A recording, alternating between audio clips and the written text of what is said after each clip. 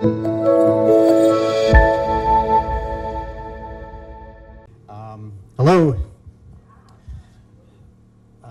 So first off, before I get started, I just wanted to remind everyone that I am an architect, not a public speaker. So hopefully you can have patience with me. I'm going to try to keep my anxiety like somewhere in this range here. So I'm going to hopefully take you on a fun tour. My name is Michael Fant. I'm with AoDK Architects, and we are a Cleveland-based design firm. We have numerous commercial and residential projects around the area. And if any of you have been to Sapphire Creek Winery in Chagrin Falls, that was one of our projects that we just completed this past year. It's a really good example of contemporary design within a natural setting, very much like Karam Lake.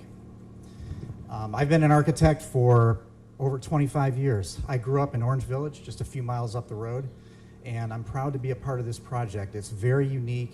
There has been a lot of thought and vision that's gone into the plan that we're proposing. The vision is for this to be a destination like no other destination in Cleveland. And we want to be respectful, we want it to be surprising, but above all, we want it to be memorable for anyone who visits Karam Lake. The site here has several innate features. It has the lake itself, it has forests, it has hillsides, meadows, and it is the preservation of those features that is the driving force behind all of the decisions we've made. The buildings are all situated so that they're nestled within the woodlands, taking advantage of views, but also protecting and preserving as much of the green space as possible. And this is not just so that we can screen ourselves from the neighbors. The site itself, it was chosen because of all the natural beauty, and we know that it's necessary to maintain and preserve as much of that as we can for this project to be successful. The other thing I want you to notice is there's very little parking that's visible. The Harrises have committed to concealing as much of the parking underground, and that again is to preserve as much of the green space, and to, when we're complete with this project, we're gonna be we're gonna be over 80% of green and open space. And actually all you have to do is look around to most other developments in the Cleveland area, and you'll see how rare it is for a developer to actually consider trees and landscape a priority in a development. But that's what we have here. And lastly, in terms of the organization of the site, the entire north area and the west area, this is all public space. So coming off of Bainbridge Road, the public areas are on the north side and the west side. As you continue south, that is the private residential areas. And so we're going to get into that right now.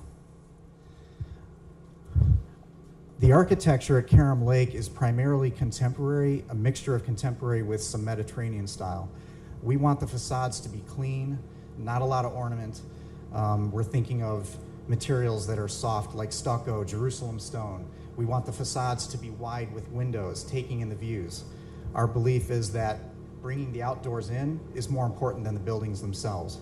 What you're looking at here is the winery building. This is probably the feature building on the first part of the site, and it is residential scale. It's only 2 stories above grade on the entrance. There is a walkout lower level where the grade drops towards the lake.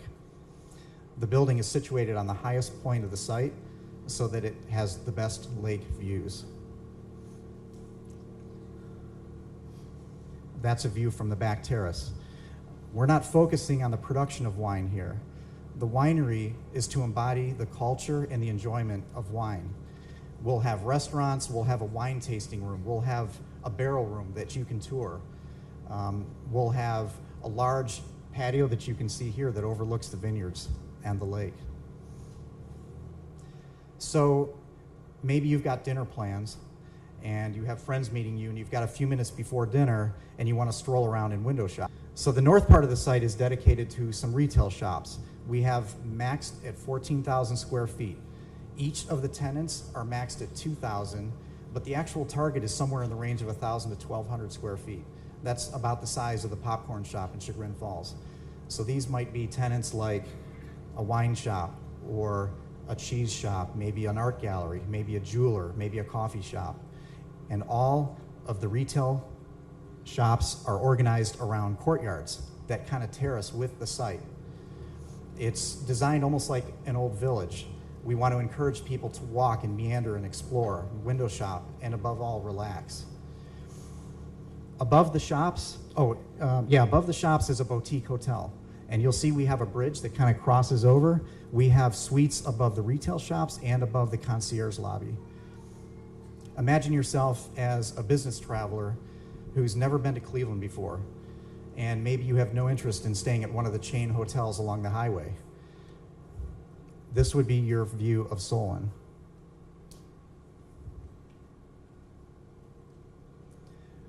How about a couple that wants a weekend getaway? You want to escape from your everyday norm, staying somewhere unique.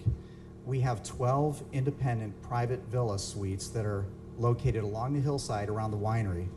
Each of these suites has their own parking. You can drive up to your front door. The suites are all oriented toward the lake for views, but also to gather sunshine and daylight. Large expanses of glass and skylights will be inside the suite to take advantage of views, but also are in select locations for privacy. Each suite has a heated pool, a jacuzzi, and an outdoor patio. So this is just to orient you on the site. Coming in off of Bainbridge Road, you have the winery building, the hotel, the retail shops, and the 12 suites we just spoke about. Once we get to about this point in the hillside, we're hitting areas that are floodplain. We're not building anywhere west of here. This path along the bottom is the path that you took to get here today. This is running along the dam, and that path continues to the west side of the property that you see here. It's all open walking paths. You can see on the west side of the site, these paths are here, and we're committed to preserving and maintaining those paths and opening them up to the community for the first time. This is a shot of what those paths look like now. Okay, so I'm going to continue the tour into the residential areas. This zone right here is all single-family homes. We're proposing 82 total homes here.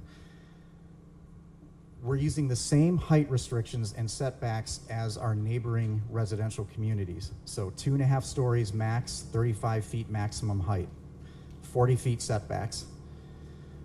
We're further restricting ourselves because we want the homes that are along the lake shore and along the eastern perimeter to be single level.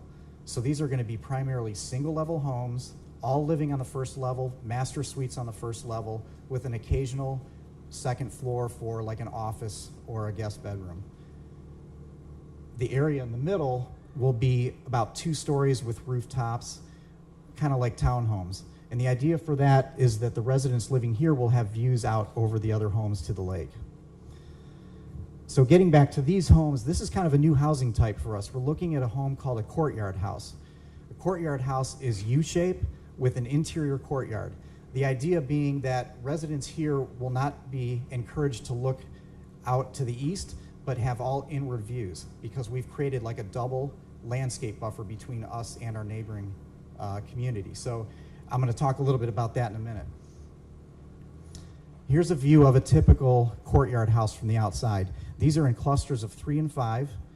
The homes are contemporary. They are designed to look independent even though they're in clusters. Each one has their own 2-car garage and their own entrance. When you enter the house, you immediately see the courtyard. All the rooms that wrap around are full glass. We're trying to dissolve that line between interior and exterior. The other thing that's noticeable here is the landscape buffer. There's actually kind of a double layer. The trees in the background, the tall trees, are the existing trees that are here now, that are staying. We're proposing another screening right at the courtyard itself. Rhododendron, maybe some arborvitae, something to help protect and give privacy to the people that are living in these units. How about the empty nesters who maybe want a little less living area, but all the amenities of upscale living? When you get past this area, we have a condominium building. The building is nestled within the trees. We're trying to maintain as much of that natural buffer as we can. The condominium building has its own private drive. It has a tennis court. It has formal gardens behind it. As you're driving up to the building, it's 3.5 stories high, but it's designed to feel residential. We wanted it to look like an old mansion. We're using things like dormers and porches and terraces to try to break down the scale. The building itself has a courtyard for visitor parking, but all the residents will park underground. And again, the intent there is to try to preserve as much of the green space as we can and not give that up to paving. This is the view from the building out to the rear gardens. We're leaving most of the trees along the lake to try to protect it, but you'll have access to the lake through the trails. All right. And finally, when you get beyond this building is the southern tip of the property. We're proposing 37 townhomes. The townhomes are all brought right to the edge of the water. We want them to feel like they can actually access the water from the townhomes. That also preserves a large buffer of woodlands between the townhomes and the neighboring properties. Folks that live in the townhomes cross a new bridge that overlooks the water. The townhomes are 2 stories off of the drive, and they get a little bit deeper towards the water because they extend down to the shoreline. On the inside, very modern, open plan, large expanses of glass facing the water. And each townhome has a private roof deck, a perfect place to spend an evening with your friends under the stars. And that's a view from the water side. Thank you, everyone. I really appreciate it. Thank you.